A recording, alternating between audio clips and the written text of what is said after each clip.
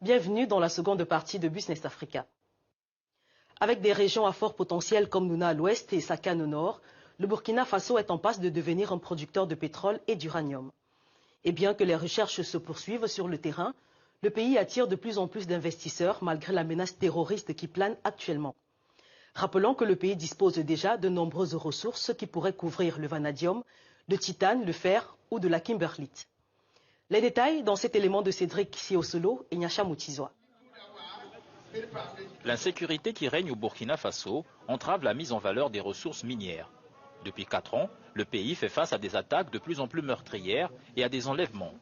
Le dernier en date, l'enlèvement et le meurtre d'un géologue canadien en janvier. Attribué au groupe djihadiste Ansarul Islam, ces attaques ont fait plus de 285 morts depuis 2015. Le ministère de la Sécurité a demandé récemment dans un communiqué aux sociétés minières de prendre des mesures sécuritaires anti-djihadistes. De son côté, l'État a décrété un état d'urgence dans 14 provinces sur 45 depuis le 1er janvier. Le secteur minier occupe une grande place dans l'économie du Burkina Faso. La production industrielle d'or, par exemple, est passée de 36 tonnes en 2015 à 40 tonnes en novembre 2017 pour plus de 400 sites d'orpaillage enregistrés, selon le ministère de tutelle. En plus de l'or, le pays est en passe de devenir un producteur de pétrole et d'uranium. Même si elle reste à être confirmée, les récentes explorations effectuées au nord et à l'ouest sont prometteuses, selon le dernier Conseil des ministres de début février. Si les découvertes se confirment, le pays pourrait radicalement changer sa trajectoire. Qu'il soit noir, dans le cas du pétrole, ou jaune, dans le cas de l'uranium, il faudra lever l'hypothèque de l'insécurité et tirer les leçons de la mauvaise gouvernance des matières premières en Afrique. Nous en parlons avec Adama Barry, vice-président de la Chambre des mines du Burkina Faso, en ligne depuis Ouagadougou.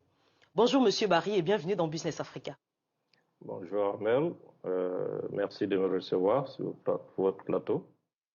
Quel est le potentiel minier du Burkina en ce moment et pouvez-vous confirmer la présence des indices d'uranium et de pétrole? C'est vrai aussi que le gouvernement a annoncé il y a quelque temps des travaux de levée géophysique sur un certain nombre de zones au niveau du Burkina révèlent effectivement qu'il y a un potentiel pour l'uranium et aussi pour le pétrole. Et ça demande beaucoup de travaux naturellement et il faut vraiment des travaux importants sur le terrain pour pouvoir confirmer tout cela. Mais pour les autres métaux, notamment pour les métaux, je pense, comme je vous l'ai dit, on ne parle plus de potentiel puisqu'on a plusieurs mines en activité, notamment une douzaine de mines d'or et aussi une mine de zinc, sans compter les autres potentiels en métaux non ferreux ou des métaux de base. Il y a aussi un potentiel en cuivre dans le sud-est du pays. Et au nord du pays, vous avez certainement entendu parler de manganèse, c'est-à-dire le manganèse de Tambao, qui est un des plus riches du monde, mais compte tenu de certaines difficultés, il n'est pas encore en exploitation.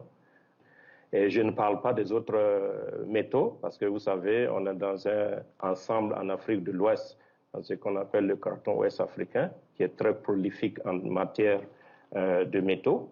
Et le Burkina seul a pratiquement 21% de ce type de roche-là, qui est commun à l'Afrique de l'Ouest. Monsieur Barry, quelles sont les conditions à remplir pour que le secteur minier soit un levier économique du pays?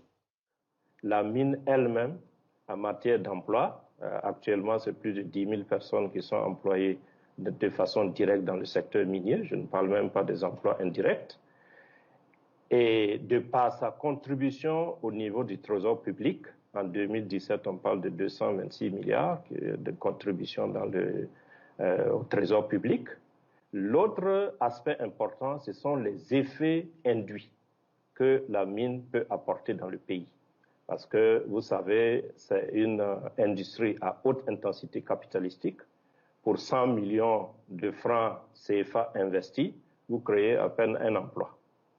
Comme on dit, vous avez besoin d'une licence sociale pour opérer.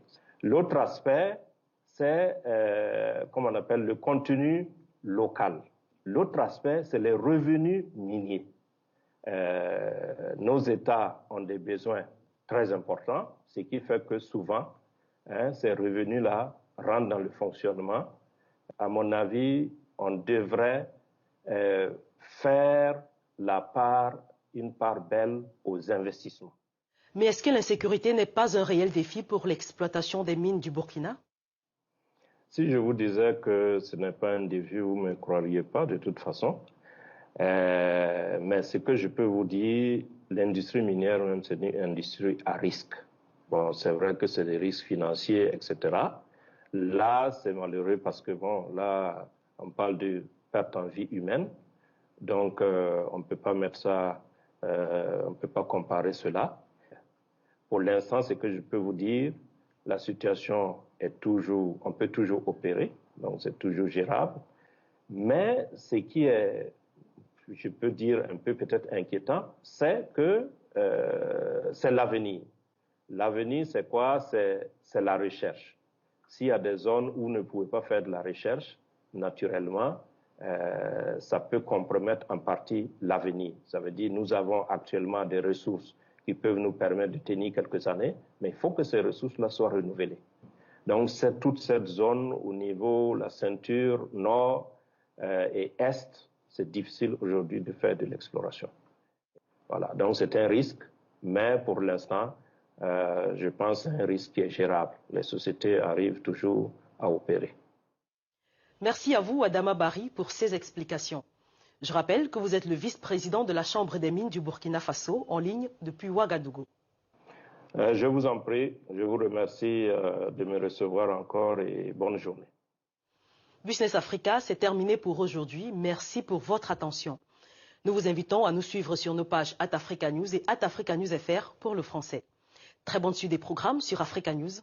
Au revoir.